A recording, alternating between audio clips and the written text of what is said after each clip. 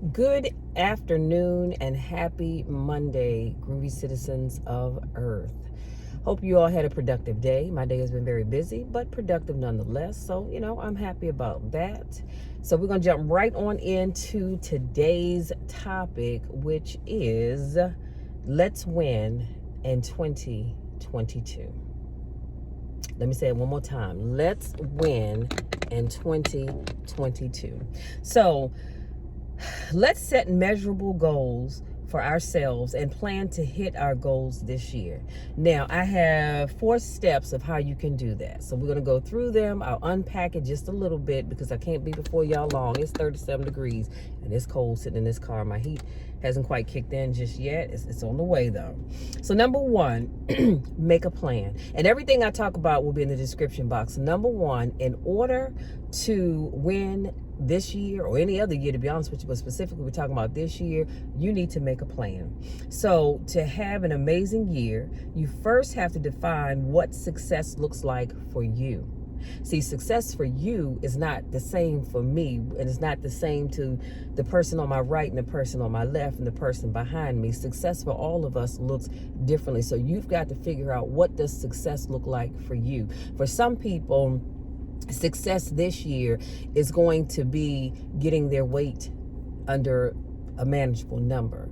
For some people, success is going to be getting a better paying job. For some people, success is going to be buying a house. For some people, it may be getting a bigger home. For some people, it may be buying a car. For others, it may be buying a better car.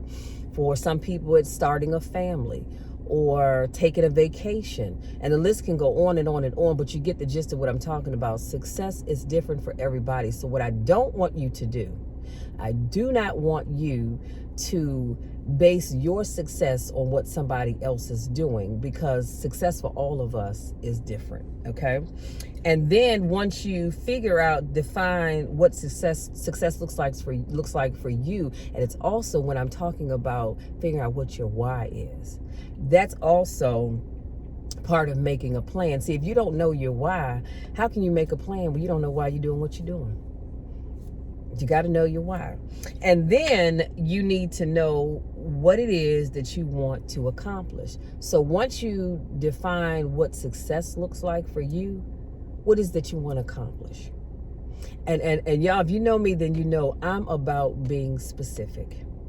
So you can't just write down that success for you is to lose weight. That's great. I applaud you for that. But how much weight do you want to lose? How are you going to go about losing that weight? So, for an example, you could put down that you want to lose weight or you want to get healthier. And underneath it, so that's that's the main thing. But under that, you can list that you're going to start working out 3 days a week, be it at a gym or if you have equipment in your home. Or you can write down, maybe you're going to join WW, because y'all know Weight Watchers is now called WW, or Jenny Craig. If that's what you're going to do, write that down. If you are going to start eating 5 small meals a day, write that down. If you're going to have set times that you want to eat those meals, write that down. If you want to work on getting more water in, write that down. So whatever it is that's involved in that health and wellness piece, you need to spell it out. It's not for anybody else, it's for you. And here's what people will say, well, Michelle, I don't need to write all that down because I already know. You'd be surprised at how much you forget when life gets in the way and you have other things going on. That's why I encourage people to write stuff down. If you are looking for another job, then you write that down. Maybe that's point number 2. Get another job. Under that, list out what specifically are you looking for. Is there a specific agency you're looking for? Is there a specific grade that you're applying for? Is there a specific job title that you're looking for? Or is there a specific things that you want out of an agency? I mean, you have to be very specific. This is why I'm always saying, pull out your journals and start writing. Because the goals that we tend to succeed at the most are the ones that are really defined and laid out. Number 2, create a winning mindset. So the difference between being good and great comes down to your work ethic and your attitude. So many people need to work on their attitudes, and I'm gonna leave that alone because that's a whole nother video for a whole nother time. But your attitude determines a lot. Your work ethic determines a lot. Now, let me just say this: in the real world, I mean, air quote, in the real world, I have watched people sit back and do the bare minimum. And they're the ones that's always moving up. And you say to yourself, well, wait a minute, God, my work ethic is such that I come to work, I do my job, I go over and beyond to help people, to assist with the team, excuse me, when work needs to get done. But I'm constantly looked over. But I'm watching this other individual that does just as little as possible, and they're moving ahead. How is that? But I will say this: you can't let that deter you. You can't let that get you off focus of what it is that you're trying to do. But your work ethic and your attitude makes a huge difference. Do you realize that you can have somebody in your office who just has a pleasant attitude?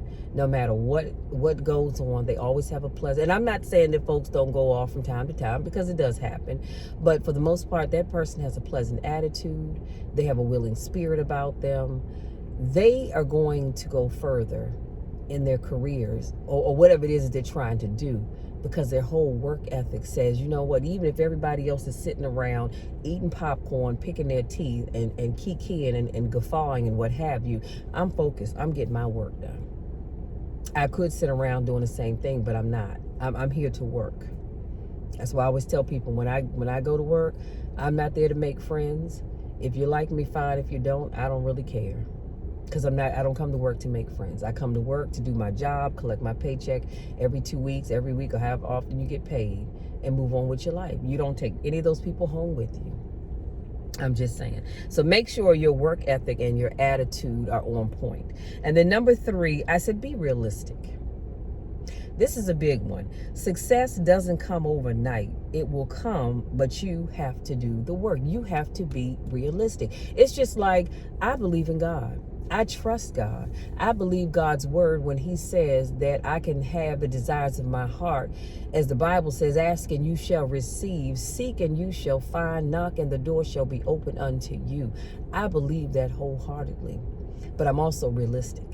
I know that I can't just sit back with my arms folded and say, okay, God, look, I want you to do A, B, C, X, Y, Z.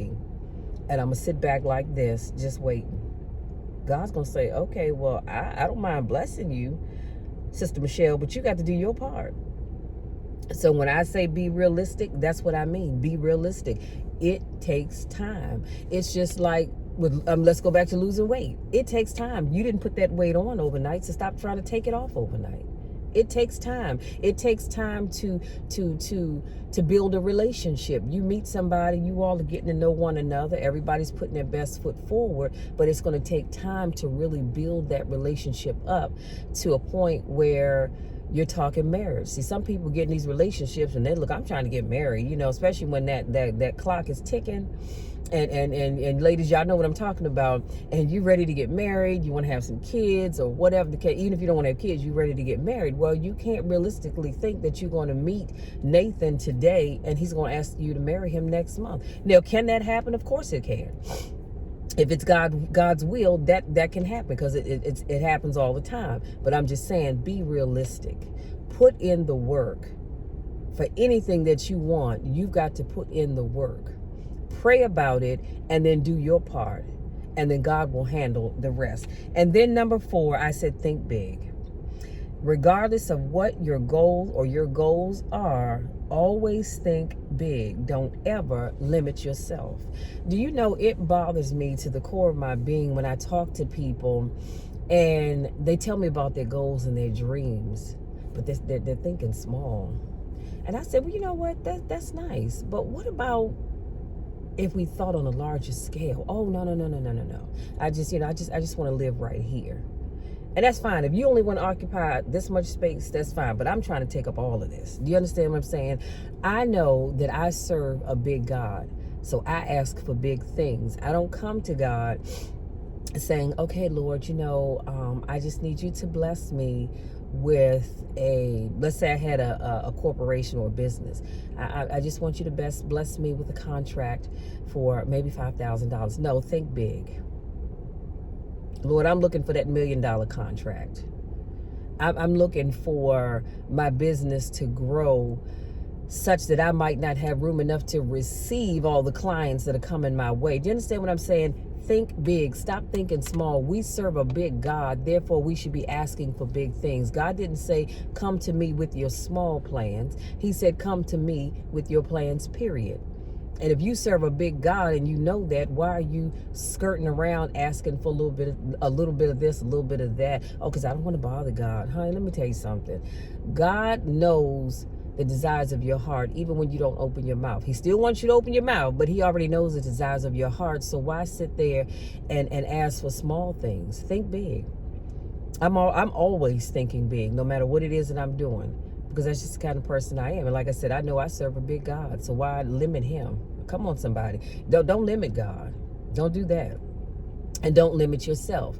You have been called to do great things in a great way. So I want you to keep remembering that as you go about achieving your goals and your dreams and all that other good stuff. Stop thinking small.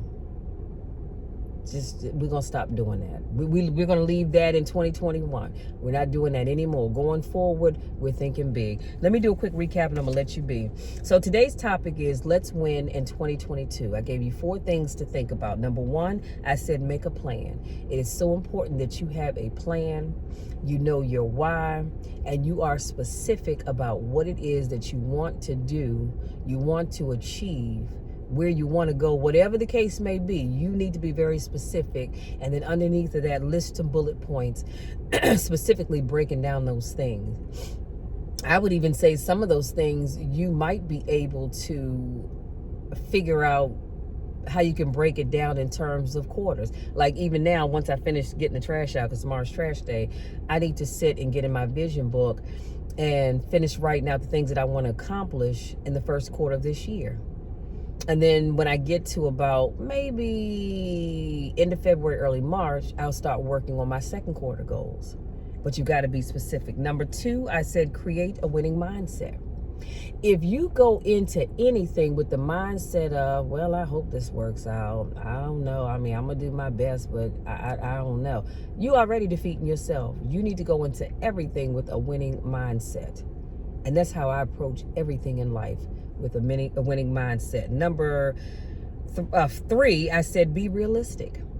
You have to be realistic about your goals. Now, I can't go to God and say, Lord, my goal is to be taller.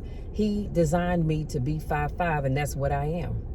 So I can't go to him and say, look, I want to be 5'9", 5'10", because that's not going to happen. If I put on some super high heels, I probably could be that tall. But realistically, that's not being realistic. You understand what I'm saying? It is what it is. I can't go to God and say, Lord, make me a white woman, because that's not the way I was designed. I'm a sister from the top of my head down to the soles of my feet. So it is what it is. I'm just saying, be realistic about your goals and the dreams that you have for yourself. Don't meet that guy or that woman and try and being unrealistic, thinking that y'all gonna jump up and get married the following week. No, it just doesn't work that way. Can it? Of course it can. Anything is possible. But be realistic about all your goals and your dreams. And then last but not least, I said think big.